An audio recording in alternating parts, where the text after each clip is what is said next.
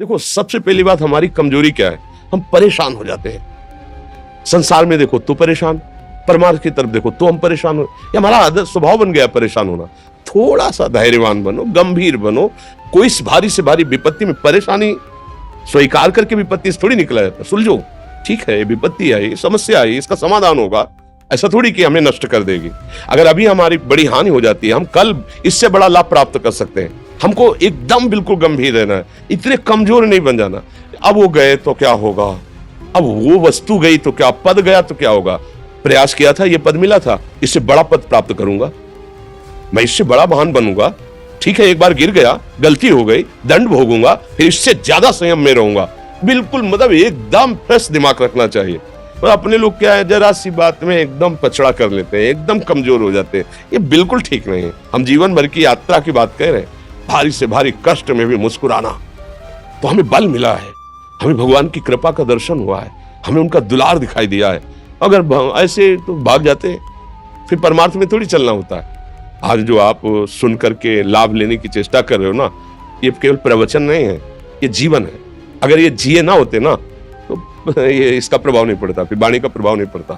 हम इसीलिए कहते हैं, जैसे आप लोग एकदम परेशान हो जाते हैं, जब बोलो क्या हमसे ज्यादा परेशानी होगी?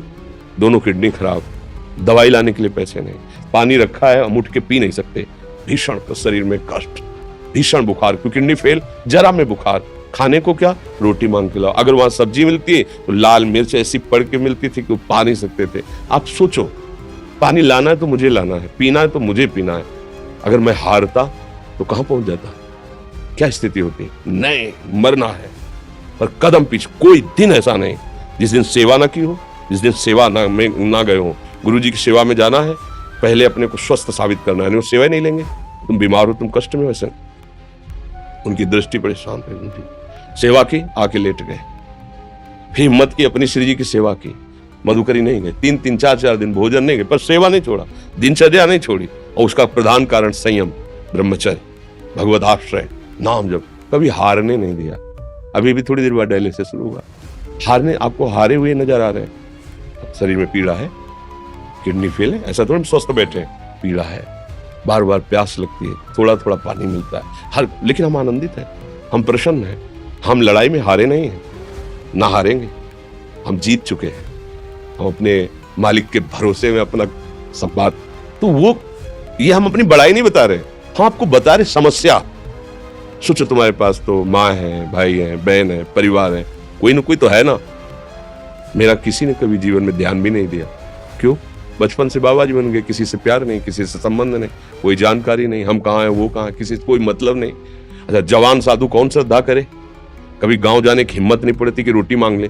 पता नहीं लोग क्या सोचेंगे, क्या भावना कर ले। हम दरवाजे पे खड़े हैं, क्या कैसी भाव, जो हमारे सामने आकाश वृत्ति से आया यौवन अवस्था में, वही पाया, अन्यथा भूखे रह गए।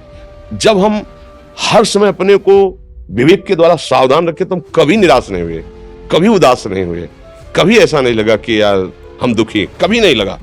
उसी का फल है कि उस सुख का संकेत मिल गया जहां दुख की निशानी भी नहीं है। वही उसी के बच्चे हो, हम सब उसी धातु से बने हुए हैं। हम इतना क्यों परेशान हो जाते हैं? हम ये देखते हैं अपने लोग, थोड़ी बात बिगड़ गई परेशान, नहीं बिगड़ी तो बिगड़ जाने की संभावना में परेशान है। आज सुख है, लेकिन कल सुख छिन जाएगा तो हम आज के सुख में सुखी ना होकर कल के दुख के आने की संभावना में हम भयभीत हो। मतलब क्या हमारी सोच रह गई? हमको इतना बलवान बनना है कि सुख और दुख दोनों हमको छू न सके। भारी से भारी सुख की व्यवस्था है तो अहंकार नहीं, हर्षित होकर किसी का अपमान न करे कि हम धनी, हम पदाधिकारी, अमुक। भारी से भारी दुख आया तो हमें किसी के सहयोग की जरूरत नहीं। हम फिर अपने कदम बढ़ाएंगे, हम फिर जुड़ी हुई अपनी भावनाओं को सजाएंगे। मस्त जीवन, एकदम तुम अविनाशी के बच्चे हो। शेर का बच्चा भेड़ों के बीच में फंसकर मेव मेव बोल रहा है, बस अगर दहाड़ना सीख जाए तो कोई भी उसे परास्त नहीं कर सकता। ऐसे भगवद अंश, तू प्रपंच में फंसकर अपने को इतना दीन क्यों देख रहा है? तू ऐसा है कि भगवान के दिव्यास्त्र में भी ताकत नहीं तेरे को मार सके। तू अविनाशी का अविनाशी बच्चा है, विनाशी भोगों को, विनाशी शरीर को मैं मान के इतना भयभीत, इतना दुख, ठीक नहीं। ये सबके लिए, केवल एक के लिए नहीं। आप समझो, आप लोग सोचते हैं हम गृहस्थ होकर भला ऐसी स्थिति कैसे?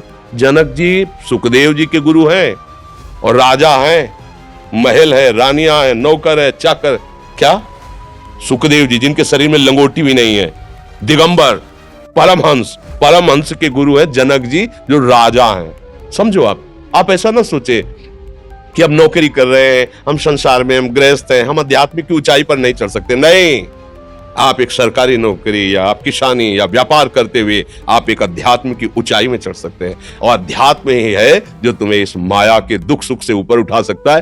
दूसरा, चाहे जितनी संपत्ति आ जाए, आप सुखी नहीं हो सकते। सब देख लो, आंख खोल के देख लो, अध्यात्म ही है जो तुम्हें हर कष्ट सहकर मुस्कुराकर जीने का रास्ता बता देगा कि आप आनंदित हो जाओगे। कुछ नहीं बिगड़ा, अध्यात्म है तो कुछ नहीं बिगड़ा, अध्यात्म नहीं है तो कुछ नहीं बना, कुछ हाथ नहीं लगने वाला।